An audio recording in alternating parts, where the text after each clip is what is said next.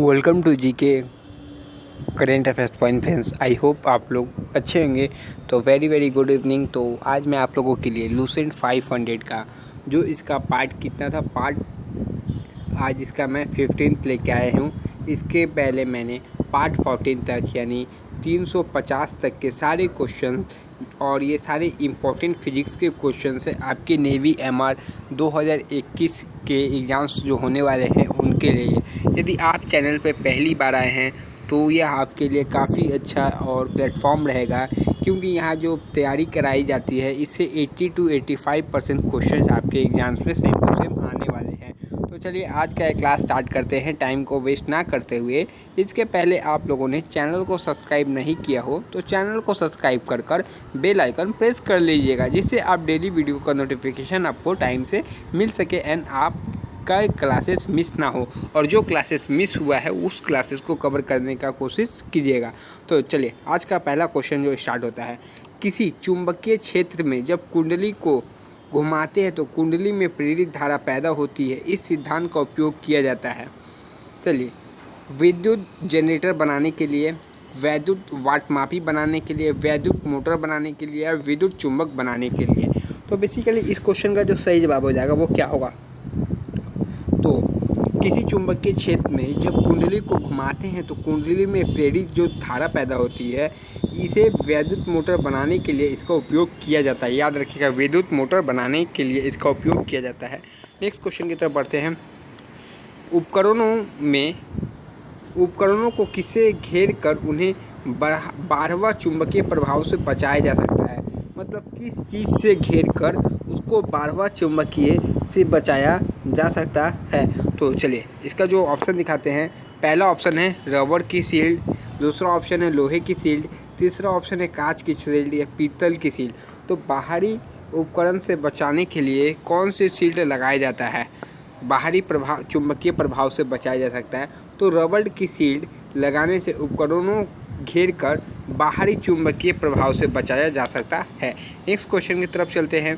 यदि किसी चुंबक तीसरा ध्रुव हो, यदि किसी चुंबक तीसरा ध्रुव हो तो तीसरा ध्रुव कहलाता है, तीसरा ध्रुव क्या कहलाता है, परिणामी ध्रुव, अतिरिक्त ध्रुव, दोषपूर्ण ध्रुव, या इनमें से कोई नहीं। तो किसी चुंबक का जो तीसरा ध्रुव हो तो इस ध्रुव को क्या कहते हैं, तो बेसिकली इस ध्रुव को परिणामी ध्रुव कहा जाता है। क्या परिणामी ध्रुव कहा जाता है। नेक्स्ट क्वेश्चन की तरफ बढ़ते हैं। ऊनी कपड़े सर्दी से शरीर की रक्षा करते हैं। ऊनी जो कपड़े हैं आपको पता है सर्दी में शरीर की रक्षा करते हैं, वे ऊष्मा को परिवर्तित करते हैं, वे ऊष्मा के सुचालक होते हैं, वे ऊष्मा के कुचालक होते हैं। ऊनी कपड़े के माध्यम से किरणें शरीर में प्रवेश कर जाती है। तो इस क्वेश्चन का बेसिकली सही जवाब क्या होना चाहिए, तो ऊनी कपड़े सर्दी में शरीर की रक्षा करते हैं। तो इसका जो कारण है, इसके पीछे का कारण क्या है, तो वो जो होते हैं ऊनी कपड़े वो ऊष्मा के कुचालक होते हैं। याद रखिए, ऊष्मा के कुचालक होते हैं। तो इसका ऑप्शन सी सही जवाब हो जाएगा। नेक्स्ट क्वेश्चन की तरफ चलते हैं। तो उत्तर प्रदेश में मुस्लिम शैली के मंदिर कहाँ स्थित है। तो शायद ये जीके का क्वेश्चन टाइपिंग हो गया होगा। तो उत्तर प्रदेश में मुस्लिम शैली के मंदिर कहाँ स्थित है, तो यूपी वाले बता सकते हैं, वाराणसी में, प्रयागराज में, मथुरा में, या कानपुर में। तो इस क्वेश्चन का जो सही जवाब हो जाएगा वो क्या होगा, उत्तर प्रदेश में मुस्लिम शैली की मस्जिद कहाँ पर स्थित है। तो बेसिकली इस क्वेश्चन का सही जवाब ऑप्शन ए वाराणसी में हो जाएगा। क्वेश्चन एक बार ध्यान से देख ले, मुस्लिम शैली के मंदिर कहाँ स्थित है, तो यह वाराणसी में है। नेक्स्ट है, प्रदेश का शंकाभारी देवी का मंदिर किस जिले में स्थित है। जो उत्तर प्रदेश का शंकाभारी देवी का मंदिर सहारनपुर में, मेरठ जिले में, प्रयागराज में, या आगरा में। ये यूपी वालों के लिए ही क्वेश्चंस आ रहे हैं क्या, इतना सारे मुझे पता नहीं चल रहा। तो शाकंभरी में देवी का मंदिर जो है वो सहारनपुर में है। किसको किसको पता है ज़रा कमेंट बॉक्स में बता देना ये दो क्वेश्चंस का आंसर। नेक्स्ट है, विल्वेश्वरनाथ का मंदिर उत्तर प्रदेश में किस नगर में है। अरे फिर एक उत्तर प्रदेश से क्वेश्चन आ चुका है। तो देखिए नेक्स्ट क्वेश्चन है, बिल्वेश्वरनाथ का मंदिर उत्तर प्रदेश में किस नगर में है। तो देखिए फिर एक उत्तर प्रदेश से क्वेश्चन आया है, अयोध्या में, मेरठ में, सहारनपुर में, मुजफ्फरपुर में। तो देखिए बेसिकली इस क्वेश्चन का जो सही जवाब हो जाएगा, विल्वेश्वर नाथ का मंदिर उत्तर प्रदेश के मेरठ में स्थित है। फिर एक मंदिर से क्वेश्चन, क्या है भाई, क्या टाइपिंग हुआ समझ में नहीं आ रहा मुझे खुद। प्रसिद्ध बाबा औघड़नाथ का मंदिर उत्तर प्रदेश में किस नाथ में है? औघड़नाथ का मंदिर, यूपी वाले ज़रूर बताइए कि ये सब आपने पहले सुना है या नहीं। अलीगढ़, आगरा, मथुरा या मेरठ? तो इस क्वेश्चन का जो सही जवाब हो जाएगा वो क्या होगा? तो देखिए इसका सही जवाब मेरठ हो जाएगा। नेक्स्ट क्वेश्चन की तरफ बढ़ते हैं। नेक्स्ट है, मनसा देवी का प्रसिद्ध मंदिर उत्तर प्रदेश के किस नगर में है? मनसा देवी का प्रसिद्ध मंदिर उत्तर प्रदेश के किस नगर में है? तो बेसिकली इस क्वेश्चन का सही जवाब मेरठ हो जाएगा। क्या? मेरठ। ना बुलंदशहर, ना अलीगढ़, ना वाराणसी, ये मेरठ में स्थित है। नेक्स्ट क्वेश्चन की तरफ चलते हैं। तो अब आया कुछ साइंस के क्वेश्चन, वो शायद मिस टाइपिंग हो गए होंगे या टाइपिंग करते वक्त वो क्वेश्चन ज़्यादा टाइप हो गए होंगे, क्योंकि जीके का भी टाइपिंग करना पड़ता है। तो निम्नलिखित में से वह धातु कौन सी है जिसका प्रयोग लोहे पर कलई चढ़ाने के लिए किया जाता है? तो लोहे पे कलई चढ़ाने के लिए किसका प्रयोग किया जाता है? शीशा का, जस्ता का, पारा का या तांबा का? तो देखिए इस क्वेश्चन का जो सही जवाब है वो क्या हो जाएगा? तो इसका सही जवाब जस्ता हो जाएगा। नेक्स्ट क्वेश्चन की तरफ बढ़ते हैं। किसी अर्धचालक को गर्म करने से उसके प्रतिरोध पर क्या प्रभाव पड़ता है? तो चलिए इसका ऑप्शन दिखाई दे रहा है, घटता है, बढ़ता है, घटता बढ़ता रहता है, अपरिवर्तित रहता है। तो अर्धचालक को गर्म करने से उसका प्रतिरोधकता पर क्या प्रभाव पड़ता है? तो वह बढ़ता है। याद रखिए अर्धचालक को गर्म कीजिएगा तो उसका जो प्रतिरोधक होगा वो क्या होगा? बढ़ता है, याद रखिएगा। नेक्स्ट क्वेश्चन की तरफ बढ़ते हैं। नेक्स्ट है, यदि किसी प्रतिरोध तार को लंबा किया जाए तो उसका प्रतिरोध होगा। तो देखिए इस क्वेश्चन का सही जवाब क्या होना चाहिए? घटता है, बढ़ता है, स्थिर रहता है, उपयुक्त सभी। तो देखिए इस क्वेश्चन का जो सही जवाब हो जाएगा वो क्या होगा? बढ़ता है। इसका रिलेशन आपको याद रखना चाहिए, मैंने पढ़ाते वक्त कॉन्सेप्ट क्लास में बताया था। देखिए R = ρ/L/A। तो इसको एक बार बता देता हूँ। R मतलब होता है रेजिस्टेंस यानी प्रतिरोधकता, L मतलब होता है लेंथ यानी लंबाई, A मतलब होता है क्षेत्रफल एरिया, और ये क्या होता है? रो मतलब होता है विशिष्ट प्रतिरोध, रेजिस्टिविटी इसका नाम है इंग्लिश में, शायद हिंदी में इसे विशिष्ट प्रतिरोधकता बोला जाता है, याद रखिएगा। तो ये देखिए R से डायरेक्ट रिलेशन है L का। यदि यहाँ एरिया का पूछा जाता हो तो एरिया क्या है? इन्वर्सली रिलेशन है। तो यदि तार का लंबा किया जाएगा तो R के साथ L बढ़ेगा यानी बढ़ता है, याद रखिएगा, रेजिस्टेंस बढ़ता है। नेक्स्ट क्वेश्चन की तरफ चलते हैं। निम्नलिखित में से किसमें रासायनिक ऊर्जा वैद्युत ऊर्जा में बदलती है? तो ये सब कराया हुआ है, किस में बदलती है? डायनोमो, परमाणु बम, बिजली का हीटर या बैटरी? जो बंदे ने अच्छे से कॉन्सेप्ट क्लास को किया है उसके लिए क्वेश्चंस इजी होंगे। तो निम्नलिखित में से किसमें रासायनिक ऊर्जा वैद्युत ऊर्जा में बदलती है? तो इस क्वेश्चन का सही जवाब ऑप्शन क्या होगा? चलिए बताइए। तो देखिए इस क्वेश्चन का जो सही जवाब होगा ऑप्शन डी, बैटरी में रासायनिक ऊर्जा वैद्युत ऊर्जा में बदलती है। नेक्स्ट है, यदि तांबे के तार को 2 गुना बढ़ा दिया जाए तो उसका प्रतिरोध क्या होगा? प्रतिरोध हो जाएगा। नेक्स्ट है 1/4, 4 गुना, आधा या 2 गुना? तो देखिए इस क्वेश्चन का जो सही जवाब है वो क्या हो जाएगा? उसके प्रतिरोध को क्या बोला? 2 गुना बढ़ाने से उसका 4 गुना हो जाएगा। देखिए क्वेश्चन में पूछा क्या गया था, तांबे के तार को 2 गुना बढ़ा दी जाए तो उसका प्रतिरोधकता में क्या प्रभाव पड़ेगा? देखिए एक और बात बताता हूँ, ρ/L/A। इसके प्रतिरोधकता को 2 गुना बढ़ाइएगा तो एरिया को आपको हाफ घटाना होगा। तो ये हाफ घटाइएगा तो ये ऊपर चल जाएगा, तो 2 × 2 4 हो जाता है, तो इसलिए यह 4 गुना बढ़ जाएगा। याद रखिए ऊपर जितना बढ़ाइएगा नीचे उससे डिवाइड भी करना होगा आपको। नेक्स्ट है, तो इसका क्या बोला मैंने आंसर? तो 4 गुना हो जाएगा यदि प्रतिरोधकता की लंबाई 2 गुना कर दी जाए तो। नेक्स्ट क्वेश्चन की तरफ चलते हैं।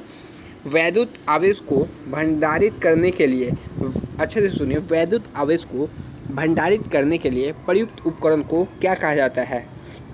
ऑप्शन है संधारित्र, प्रेरक, ट्रांजिस्टर या परिमाण मित्र। तो इस क्वेश्चन का सही जवाब जरूर बताइएगा। तो संधारित्र जो है इसका सही जवाब हो जाएगा। नेक्स्ट क्वेश्चन की तरफ चलते हैं। इलेक्ट्रॉनिक परिपथ में किसमें इलेक्ट्रॉनिक परिपथ में डीसी को ब्लॉक करने के लिए निम्नलिखित में से कौन सा परिपथ एलिमिनेट प्रयोग किया जाता है कि कौन सा परिपथ एलिमेंट प्रयोग किया जाता है? धारिता, प्रतिरोधकता, डायोड या प्रेरकत्व।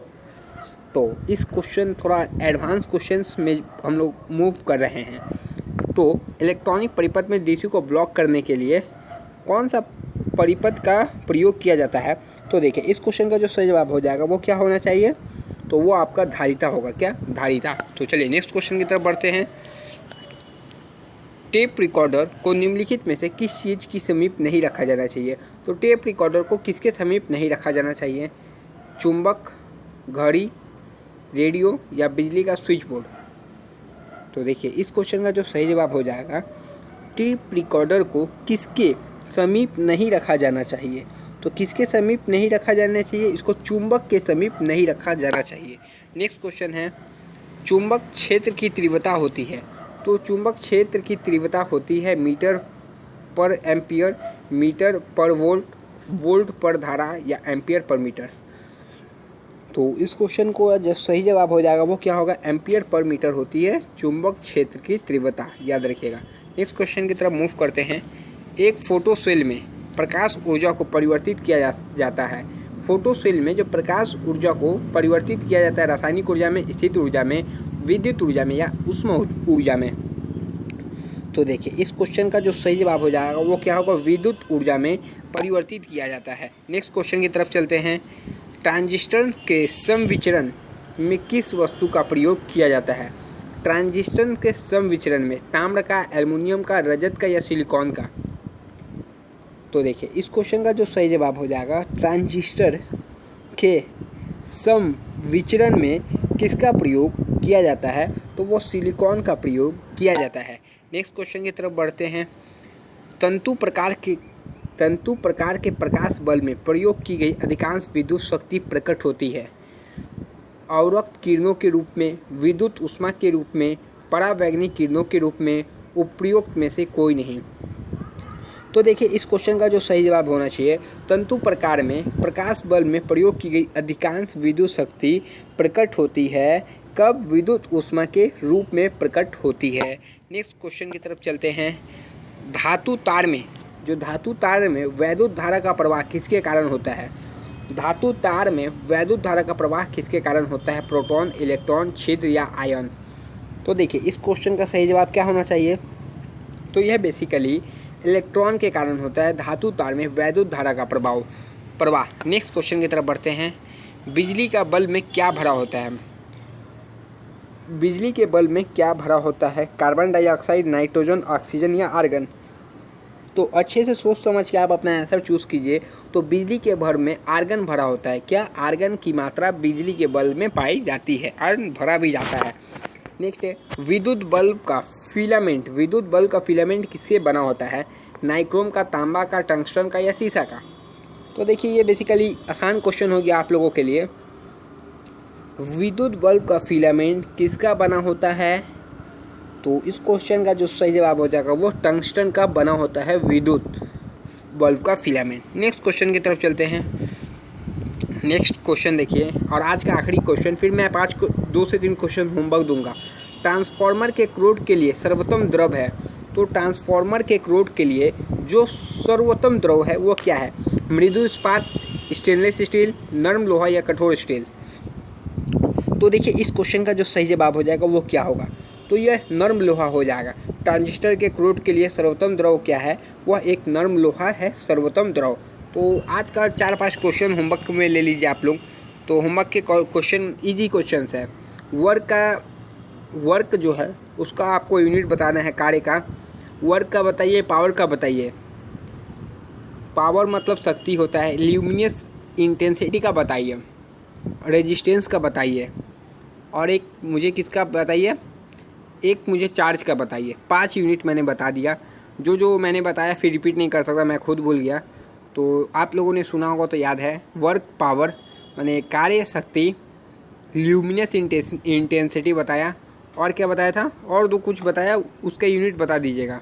5 यूनिट्स मैंने आपसे पूछा फर्स्ट में। वो यूनिट्स कैपेसिटर, एक पूछा रेजिस्टेंस का और एक पूछा किसका मैंने? रेजिस्टेंस के साथ एक और पूछा था, आस में था वो भी, तो उन हाँ चार्ज का रेजिस्टेंस चार्ज, वर्क पावर, और एक किसी का पूछा, वो पाँचों का यूनिट का नाम थोड़ा मुझे उसके साथ लिख के बताइएगा, क्योंकि मुझे पता नहीं चलेगा कि आपने किसका बताया, सही बताया या गलत बताया। तो ये 5 क्वेश्चन बेसिकली आज के लिए आपका होमवर्क रहेगा। तब तक के लिए जय हिंद फ्रेंड्स, नेक्स्ट वीडियो में आपसे मिलेंगे। वीडियो कैसा लगा ज़रूर बताएं और अपने फ्रेंड्स में आपको शेयर करना है। वीडियो को लाइक ज़रूर कीजिए, इतनी मेहनत से आपके लिए वीडियो बनाता हूँ तो इतना आपका लिए फ़र्ज़ है और काफ़ी इंपॉर्टेंट क्वेश्चंस करवा रहा हूँ। अपने फ्रेंड्स में ज़्यादा से ज़्यादा शेयर करने का कोशिश कीजिए। आप लोग सपोर्ट कीजिएगा तो चैनल बहुत आगे तक जाएगा एंड काफ़ी स्टूडेंट्स को मदद मिलेगा इससे। तो बस आप लोगों का सपोर्ट चाहिए एंड आप लोगों का सिलेक्शन भी चाहिए। सपोर्ट के साथ सिलेक्शन भी ज़रूरी है। तब तक के लिए जय हिंद फ्रेंड, नेक्स्ट वीडियो में मिलते हैं। जय हिंद।